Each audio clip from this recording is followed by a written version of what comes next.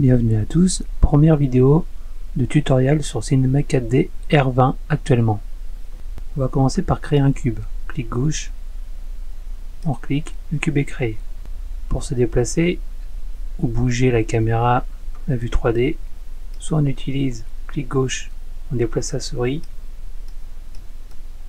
zoom ou dézoom, ou la rotation. Et c'est un peu pénible d'aller à chaque fois ici, donc les raccourcis c'est on appuie sur la touche ALT du clavier, clic gauche maintenu et on tourne. Si c'est le clic droit, on zoom ou on dézoome, on peut aussi zoomer ou dézoomer avec la molette. Clic milieu de la souris, enfoncer plus on déplace. Quand on fait seulement un clic molette, on se retrouve avec les 4 vues. Le cube créé se retrouve ici dans la hiérarchie à droite des objets.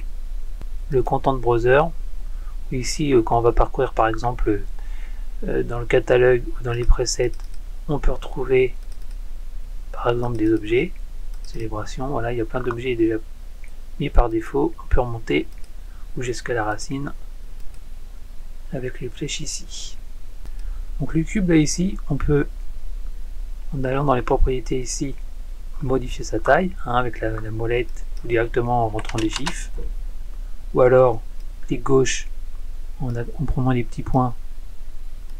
On va aller sur le display pour voir en fait quand on rajoute des segments pour les voir. Voilà, je me suis planté, c'était pas quick shading, c'était quick shading line. Et du coup là on voit qu'on en rajoute, mais faut en rajouter parcimonie, parce que plus il y a de segments, plus ça va être lourd la scène. Donc on a le cube. On rajoute un petit peu plus quand même, on va mettre 5, voilà.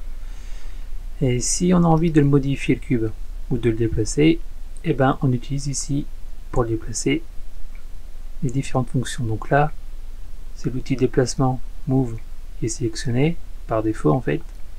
Donc on passe le curseur sur une des flèches rouges, verte ou bleue, clic gauche enfoncé et on peut déplacer l'objet. Rotation pardon, scale, l'échelle, on active, clic gauche enfoncé, on déplace la souris et on peut modifier le scale aussi.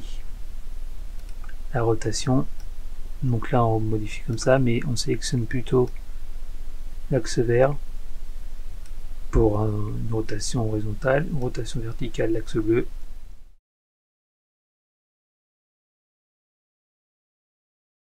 Abonnez-vous et likez la vidéo pour que ça me motive à continuer. Merci.